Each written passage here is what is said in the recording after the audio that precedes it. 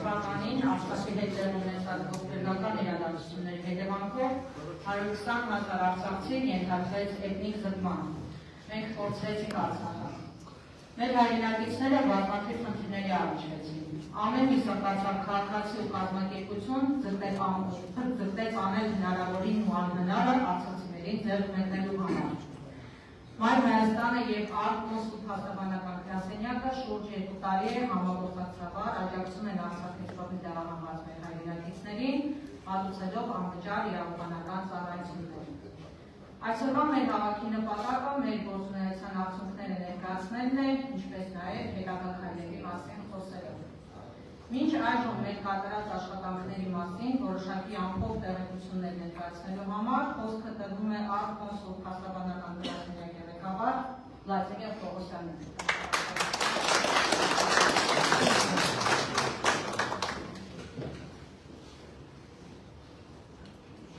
Սիրելի արցախցիներ, ապիրի հայրենակիցներ, արդեն տևական ժամանակ է 2024 թվականի հունիսից, ինչ ԱԿ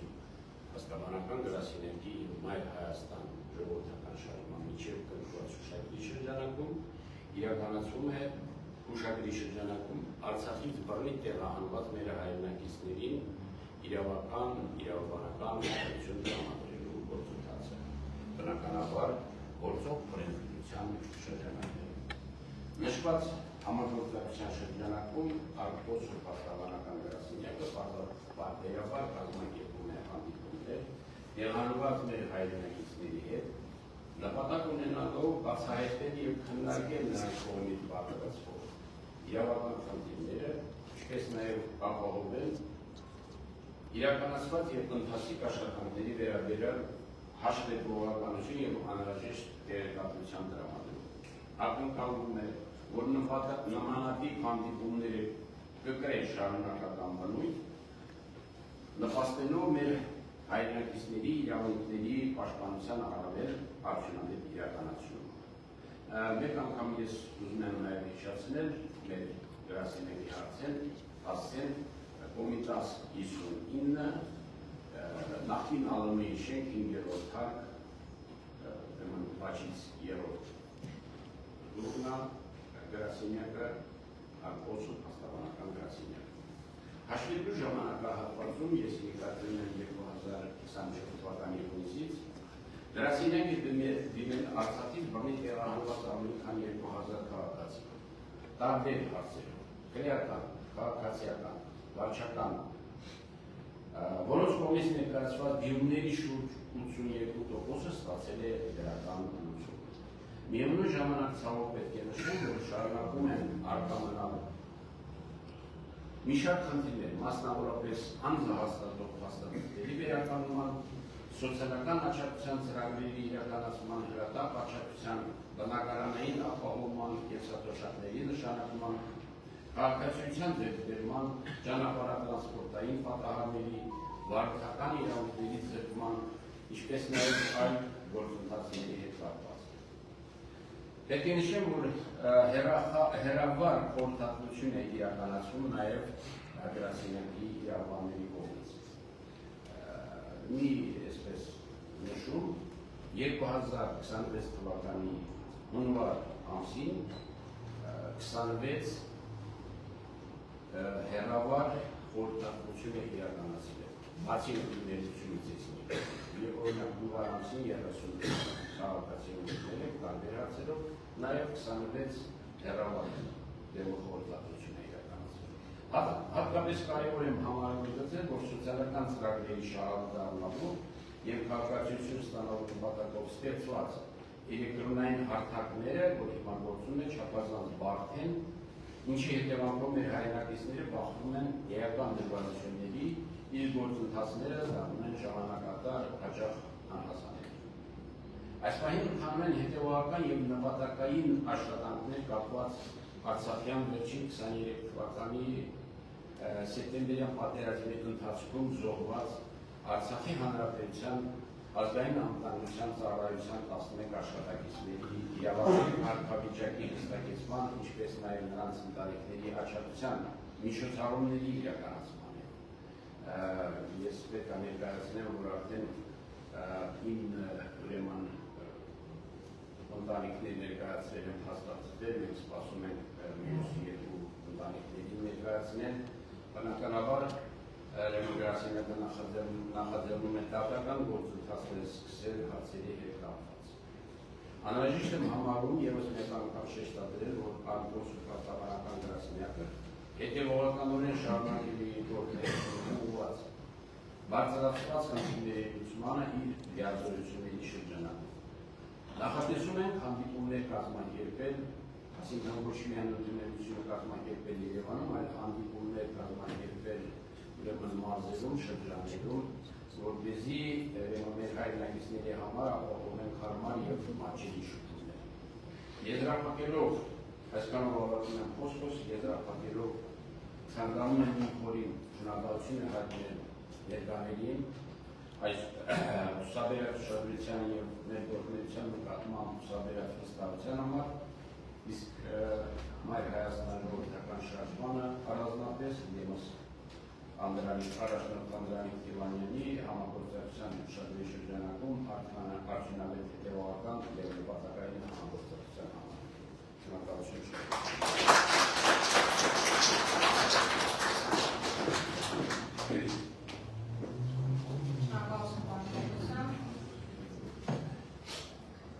Մայր Հայաստանը շարունակելու է իր մասնագիտական կազմակերպչական ռեսուրսներով աջակցել Արցախից բռնի տեղահանվածներին, պաշտպանելով նրանց իրավունքները։ Արցախցիներն ունեն վերադարձի իրավունք եւ բազմայնորեն ընդունված նորմերով այլ իրավունքների պաշտպանության կարիք, բայց դա արդեն քաղաքական խնդիր է եւ հնարավոր է կյանքի կոչել ոչ այսօրվա իշխանությունների օրոք։ Հարգելի բարեկամներ, այնինչ տեղի ունեցավ Արցախի հետ լրջագույն հարվածեց բոլորիս։ Հակառակ օրվա իշխանությունների պնդումներին մեր երկրի անվտանգային խնդիրները ոչ թե նվազել են, այլ ավելացել։ Արցախում եւ Հայաստանում տեղի ունեցած պատճառների ու հետևանքների մասին շատ են խոսել, ես այսօր եմ ներկայացնելու։ Մայր Հայաստանը որպես ազգային քաղաքական ուժ մշտապես իր ուշադրության կենտրոնում է պահում մեր երկրի անվտանգային խնդիրները, արցախահայության իրավունքների պաշտպանության հարցում։ Այժմ խոսքը տրամադրվում է Մայր Հայաստան շարժման եւ համանուն կուսակցության առաջնորդ Անդրանիկ Տիվանյանին։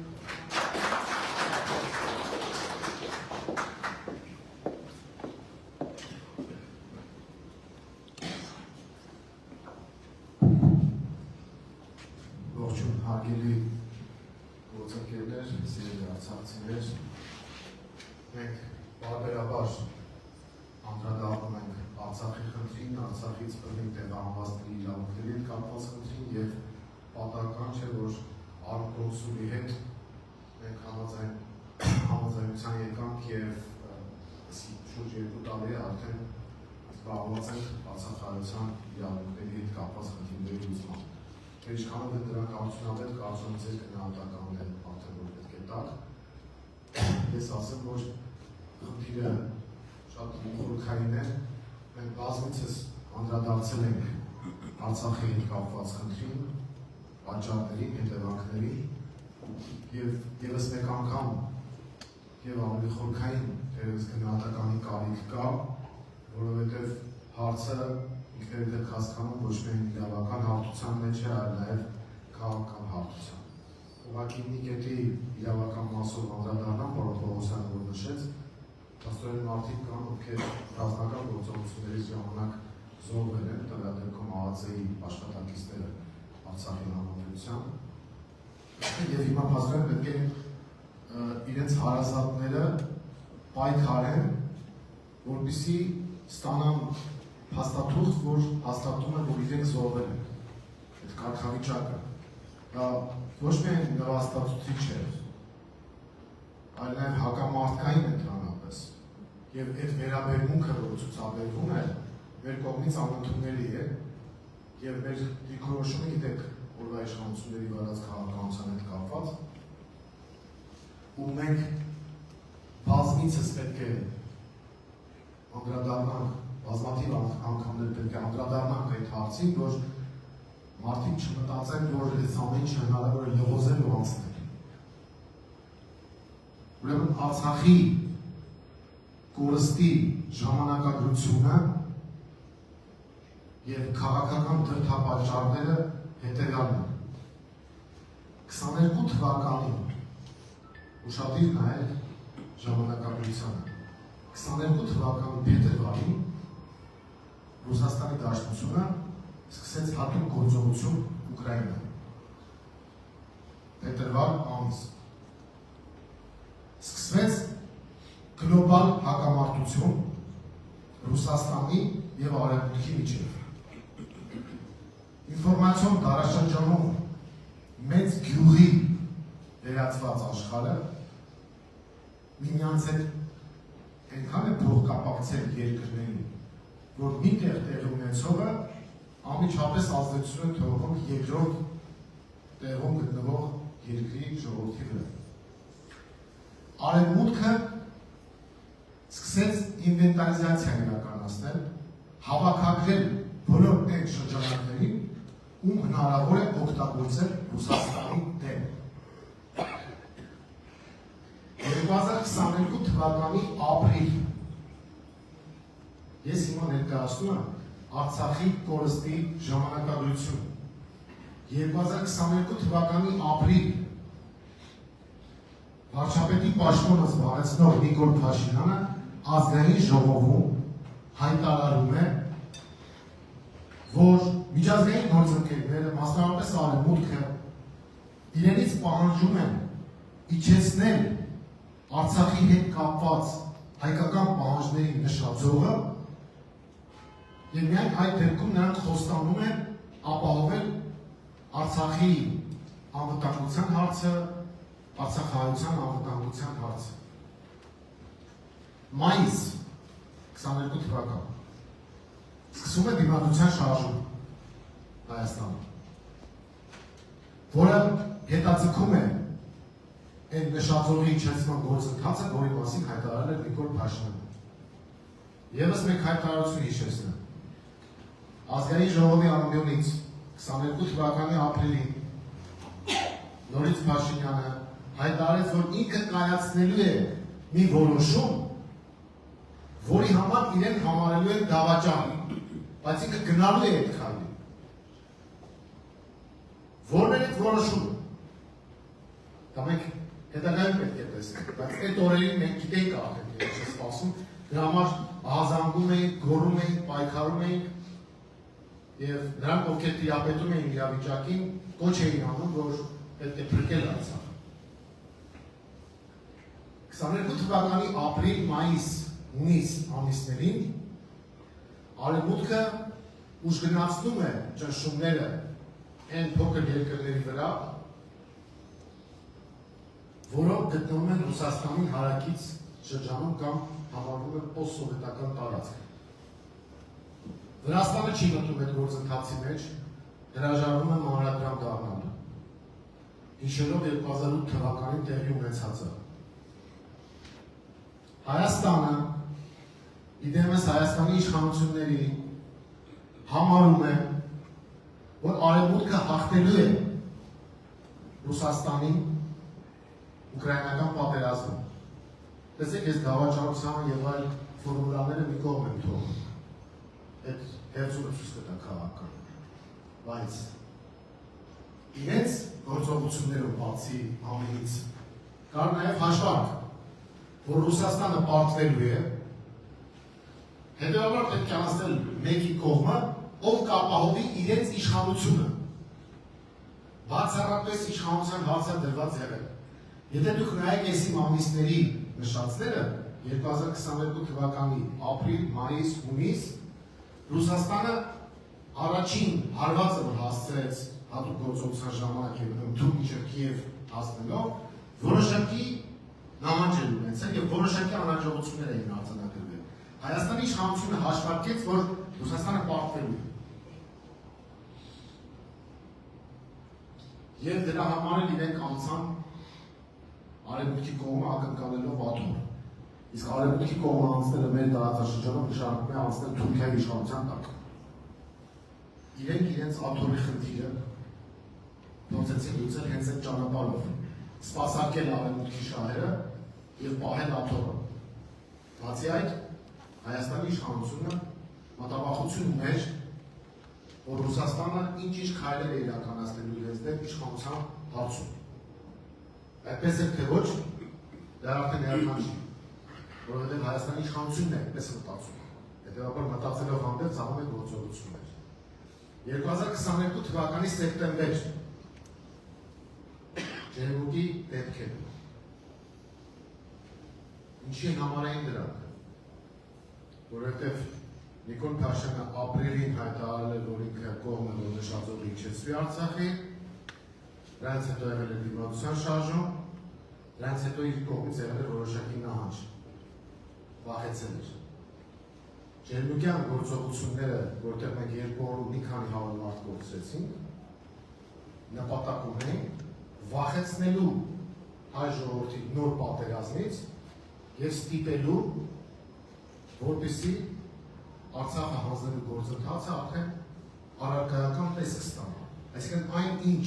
Հայաստանի իշխանությունը խոստացել էր կուլիսներում և որի պատճառով Ֆրանսիայի նախագահ Մակրոնը հիշեք այդ օրերին հարցազրույց էր տալիս և ասում էր, որ Նիկոլ Փաշինյանը շատ քաջ գործիչ է, ինքը շատ ռիսկ ունեցող գործիչ է, ապրի ինքը, ինչի համար ապրի, այդ հետո պետք է երևար։ Եվ երևաց հոկտեմբերի 6-ին 2022 թվականի Պրահայում, որտեղ Մակրոնի, Միշելի միջնորդությամբ, Էրդողանի մասնակցությամբ, Ալիևի ներկայությամբ և հեռահար տարբերակով Բայդենի խաղաղությամբ տեղի ունեցավ Արցախի հանձնման պաշտոնական գործընթացի մեկնարկը։ Այսինքն ժամանակագրությունը ճիշտ ֆիքսեք խնդրում։ Դա նույնպես արվեց արևմուտքի կողմից, որպեսզի վնաս տրվի Ռուսաստանին, որպեսզի ռուսական զորքերը դուրս բերվեն Արցախից, որպեսզի այս գոտին ևս հայտնվի արևմուտքի ազդեցության տակ և դառնա հակառուսական։ Փաշինյանը համաձայնեց նրան հանուն իր իշխանության պաշտպանության։ Արդյունքում հոկտեմբերի 6-ին 22 թվականին պաշտոնապես Արցախը ճանաչվել է Ադրբեջանի մաս։ Ուղիղ չի ասվել, բայց արդեն ճանաչվել է։ Մենք այն ժամանակ էլ ավելի բարձրացրեցինք մեր ձայնը, որ ժողովուրդ Արցախը հանձնեցին Ադրբեջանին, սակայն ինֆորմացիոն աղմուկի մեջ նույնիսկ տարբեր դիմադիր շրջանակներ չեն ֆիքսել դա, և իշխանությունը խաբում էր, թե այդպիսի բան չկա, և արդյունքում արդեն տեղի ունեցավ 23 թվականի այն իրադարձությունները, որ մենք տեսել ենք, իսկ դրանից առաջ արդեն բլոկադա էր։ Բլոկադայի իրավունքը, այսպես կոչված, Ադրբեջանը ստացել է հոկտեմբերի 6-ին 22 թվականին, որովհետև եթե Հայաստանը ճանաչում է Արցախը Ադրբեջանի մաս, այդ դեպքում ավտոմատ կերպով Ադրբեջանը իրավունք է ստանում բլոկադայի ենթարկել Արցախը և Արցախի զինված ուժերին համարել ապօրինի ռազմական բանտը։ Իսկ Լաչինի միջանց կոչված արդեն վերանում է այդ դեպքում։ Սեպտեմբերյան իրադարձությունները արդեն նպատակ ունեին վերջնական տեսք տալ հոկտեմբերի 6-ի որոշմանը։ Ընդ որում այնտեղ էլ պայմանավորվածություն ձեռք բերել։ Սեպտեմբերից առաջ Երևանի ավականու ընտրություններն են։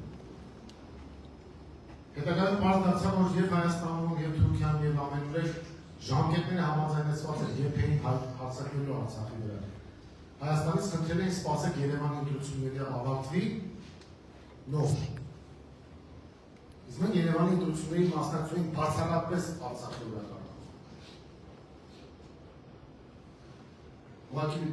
Մայր Հայաստանը միակ ուժն է, որ այդ օրակարգում էր մասնակցում։ Մնացածը այդ օրակարգով չէին։ Եվ ցավոք սրտի մենք Արցախի կորուստ ունեցանք նաև Հայաստանի իշխանության մասնակցության միջոցով։ Սա պետք է հստակ իմանալ։ Ուրեմն առաջին արևմուտքը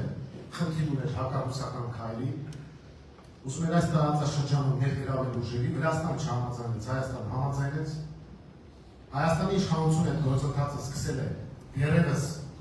22 թվականի պաշտոնապես ասեմ ապրիլից, երբ որ ազգային ժողովում հայտարարություն եղավ, և այս ամեն ինչը ավարտին է հասցվել սեպտեմբերի 23 թվականին։ հիմա էլ ասում եմ, որ ինչպիսի բարեբախտություն, որ մենք Արցախը գործել ենք, որովհետև ստացել ենք իբր խաղաղություն, իբր անվտանգություն եւ այլն, չկա նման բան։ Արցախի կորստով Հայաստանի անվտանգության համակարգը լրջագույն հարված է ստացել, ֆունդամենտալ հարված է ստացել։ Երևանի կենտրոնում սուրճ խմող քաղաքենի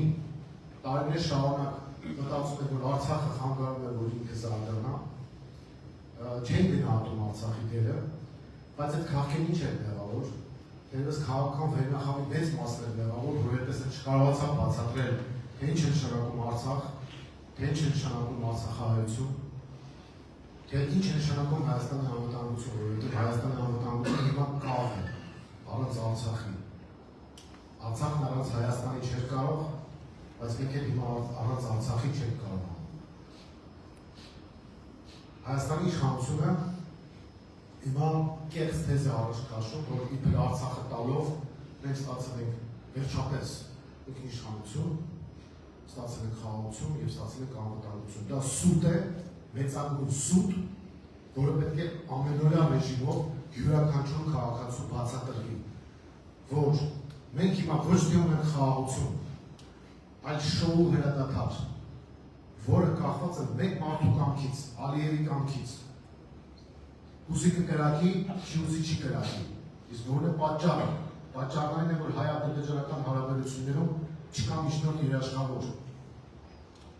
Հանել են մեջտեղից միջնորդ երաշխավորի եւ արդյունքում ստացվում է, որ Թուրքիան ու Ադրբեջանը ընդդեմ Հայաստանի են։ Ինչ ուզեն ստանալու են։ Այս պահին հրադադար է, որովհետեւ ուզեցին Տավուշի մարզում իրենց ուզած տարբերակով սահմանագծում եւ սահմանազատում ստացան, մի մետր Հայաստանը չի ստացել, միայն Սիչել, դա ներկայացնում որպես խաղաղություն։ Ուզեցին Զանգեզուրի միջանցքը ստանալ, համաձայնագրով արդեն ստացել են, հիմա ուզում են կյանքի կոչել։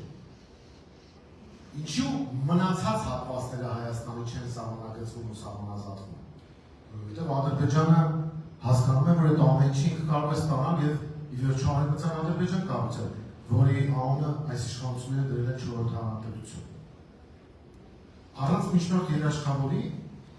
ստացվում է, որ առաջվա լեզվով ասեմ, բռնցքամարտիկների ծանր քաշելը թեթև քաշելնի հետ է բերում։ Ուրեմն միջնորդ երաշխավորները բնականորեն կարող են լինել Ռուսաստանը եւ Իրանը։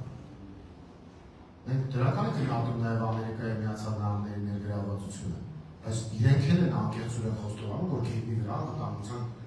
ապահովման հնարավորություն չունեն։ Իրենք մեզ բաց ասում են։ Թրամփը հայտարարել է, որ այս տարածաշրջանում իրենք անվտանգային հարցեր չեն լուծելու, բայց իրենց ներգրավվածությունը դրական է։ Բայց առանց գետնի վրա միջնորդ երաշխավորի Հայաստանը մտնելու է Արցախի օրը։ Մենք սա ամենօրյա ռեժիմով պետք է արձանագրենք, արձագանքենք եւ աղաղակենք, որ մարդիկ իմանան, որ այնպես չի, որ Արցախը ընկավ եւ վերջ Հայաստանը մակով ճանաչված երկիր է, բան չի լինի։ Սիրիան էլ մակով ճանաչված Ուկրաինան է։ Տեսնենք ինչ է կատարվում։ Ուրեմն մոտեցումների տարբերությունը հետեւյալն է։ Սա ուղիղ կապված է Արցախահայության հետ, որովհետեւ տարբերություն չկա, ինչ տարբերություն է։ Բաժանումներից պետք է դուրս գան հայաստանցի հարաբերացի եւ բոլորս են հայերեն եւ Հայաստանի քաղաքացիներ եւ բոլորս անվտանգության հարցներ։ Արցախցիները տեղափոխվեցին Հայաստան, հիմա պետք է հասկանան հայաստանցիները ում են տեղափոխվել այսպես շարունակելու դեպքում։ Այս ամեն ինչը պետք է տեղ հասնի։ Ուրեմն Ալիևի մոտեցումը հետեւյալն է. հայ-ադրբեջանական հարաբերությունները կարգավորվում են փուլային տարբերակով, որը ենթադրվում է, որ տեղի է ունենալու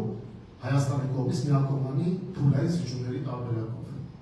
Դրանով ժամանակավորապես չեն տեղակում։ Սպասում են իրենց մարդը վերարտադրվի այստեղ, ու մենք ստանանք ինչ-որ 21 թվականից հետո եղավ, ազգային ժողովի ընտրություններից հետո։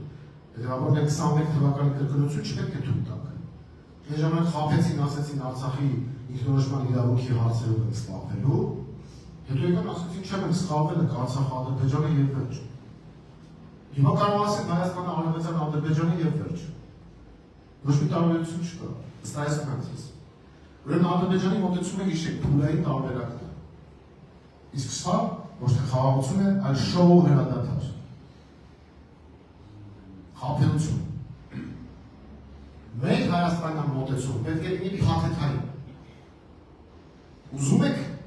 թրիպի ճանապարհով անցնել։ Շատ բարի։ Գրել եք, որ դա Հայաստանի իշխանության, տարածքային ամբողջականության և իրավասության շրջանակներում է։ Շատ լավ, ուրեմն այդ front office, back office կոչվածները պետք է կարգավորվեն այնպես, որ հայկական կողմը վերահսկի իր տարածքով տեղի ունեցող շարժը, բայց փաթեթային լուծումը, երբ որ մենք ասում չենք, փուլային փաթեթային։ Մենք փաթեթայինի կողմնակից ենք։ Դուք ստանալու եք ճանապարհ դեպի Նախիջևան, մենք ստանալու ենք ճանապարհ դեպի Իրան և Ռուսաստան։ Եկեք պարիզետային քննարկենք։ Այսինքն մենք դրան օքեյ ենք, բայց դուք եսքան պետք է լինեք։ Հիմա հարց կառաջանա, բա ինչպես հասնենք դրան։ Միջնորդ երաշխավորող ուշ տարբերակ չկա։ Թե չէ անընդհատ մենք կզիջենք։ Եվ ամեն մի զիջումից առաջ կստացվի, որ Ալիևը ուղղակի բարի կամքի դրսևորմամբ մեզ խաղաղություն է աշխում։ Մենք խաղաղության մուրացկաններ ենք դառնում մեր համակ։ Խաղաղության մուրացկանների երբեմն կոպեկը շպրտում են, երբեմն չեն շպրտում։ Հիմա, երբ որ մուրացկանին ասում են Զանգեզուրի միջանցքը տուր ինքը տալիս է, չեն կրակում։ Երբ որ ասեցին Արցախը տուր, ինքը մի քիչ վարանեց, նորից հետ գան։ Տեղի ունեցան ջերմուկի դեպքերը։ Թե դա համատեղ օպերացիա էր դեմ Հայաստանի, թե զուտ Ադրբեջանը այդպես որոշել, դա է քաղաքական հերոսություն տա։ Բայց փաստն այն էր, որ ջերմուկի դեպքերով նպատակ ունեին վախեցնել հայ ժողովրդին և կյանքի կոչել այն ինչ որ մենք տեսանք 22 թվականի հոկտեմբերի 6-ին։ Այսինքն Արցախը հանձնել են, խաղաղություն ենք բերում լոզունգի ներքո։ Հիմա Զանգեզուրի միջանցքը հանձնում են, էլի խաղաղություն ենք բերում լոզունգի ներքո։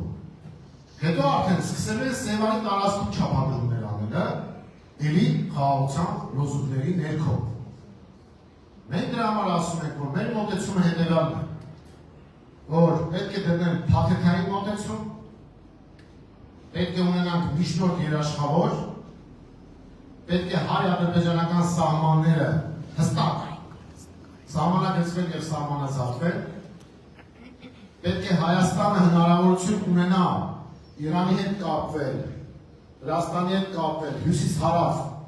ճանապարհով և հնարավորություն տալ արևելք-արևմուտք ճանապարհահատվածի գործարկմանը, որը կոչվում է կոմունիկացիոն խաչմերուկ։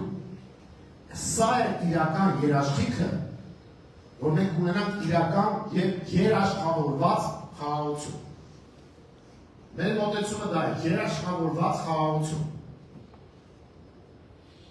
Այսինքն բառնել է հուշում, որ այդտեղ երաշխավոր միջնորդ է պետք։ Թե չէ մենք անընդհատ կզիջենք։ Ինչ վերաբերում է արցախահայության խնդիրներին, ապա մեր կարծիքով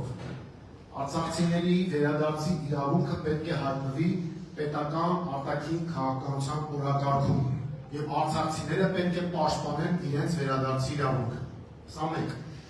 Երկրորդը մենք միջազգային մասշտաբով պետք է դնենք, որ մեր հոգևոր մշակութային ժառանգության պաշտպանության հարցերը, որը Արցախում արդեն վանդալիզմի է ենթարկվել։ Երրորդ,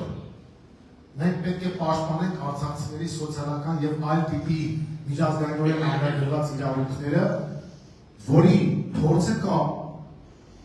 Թուրքիան $3 միլիարդ փող է ստանում Սիրիայից ունեցած փախստականների համար։ Արևմուտքում տալիս։ Որը Էրդողանը շանտաժ է անում, ասում է, եթե դուք ինձ չօգնեք, ես իրաց ամուսնություն կուղարկեմ Եվրոպա։ Մենք ոչ թե շանտաժի տրամաբանությամբ, այլ միջազգային իրավունքի տրամաբանությամբ հնարավորություն ունենք միլիարդավոր գումարներ ստանալ, որպեսզի աջակցենք արցախցիներին։ Հայաստանի իշխանությունը դա չի անում։ Կամ անում են ինչ չենք տեսնում։ Եվ սա պետք է դրվի այս հարցը էլի պետական քաղաքականության օրակարգում և պաշտպանենք արցախցիների իրավունքները և այդտեղ թող Ռուսաստանն ու Արևմուտքը իրար հետ մրցեն, թե ով ավելի լուրջ աջակցություն կցուցաբերի փախստականներին դրի տեղահանվածներին։ Արևմուտքը մեղք ունի, ինքը պետք է քավի։ Այդ Մակրոնները, Միշելները, այդ Ուրսուլաները պետք է իրենց մեղքը քավեն, իրենք ուղիղ ազդեցություն են ունեցել Արցախի կորստի հարցում։ Եվ այս հարցը պետք է դնել օրակարգում։ Բայց ինքներդ եք հասկանում, որ օրվա իշխանությունների պարագայում այս մոտեցումները չեն կարող կյանքի կոչվել։ Դրա համար մենք կոչ ենք անում արցախցիներին ակտիվորեն ներգրավվել իրենց քաղաքական իրավունքները պաշտպանելու հարցում։ Կոնկրետ ուժի հետ կապված չէ, այդ ձեր դիրքորոշումը պետք է հայտնեք։ Նրանք, ովքեր քաղաքացիության հնարավորություններ ունեն, պետք է ակտիվ մասնակցեն ընտրություններին եւ մերժեն այսօրվա քաղաքականությունը։ Եվ մենք համոզված ենք, որ ձեզ հետ միասին կարողանալու ենք հասնել փոփոխությունների եւ ապահովելու ենք Հայաստանի անվտանգությունը։ Ցավոք այսօր չեմ ուզում պոպուլիզմի գիրք դնել ու ասել, որ վաղ իշխանությունը փոխվեց ու մյուս օրը Արցախը հետ է բերվելու։ Հայաստանի իշխանությունը դաժանաբար, դավանաբար փակել է Արցախի էջը։ Սա դաժան իրականություն է։ Եվ մենք պետք է բաց խոսենք այս մասին։ Բայց մեր վերադարձի իրավունքը փակված չէ։ Մեր իրավունքները այլ ոլորտի միջազգայինորեն ամրագրված փակված չեն։ Դրա համար մենք պետք է ձեր հետ միասին համատեղ ջանքերով հասնենք մեր բոլոր իրավունքների պաշտպանությանը եւ Հայաստանում հաստատենք խաղաղություն, անվտանգություն եւ բարեկեցություն։ Շնորհակալություն։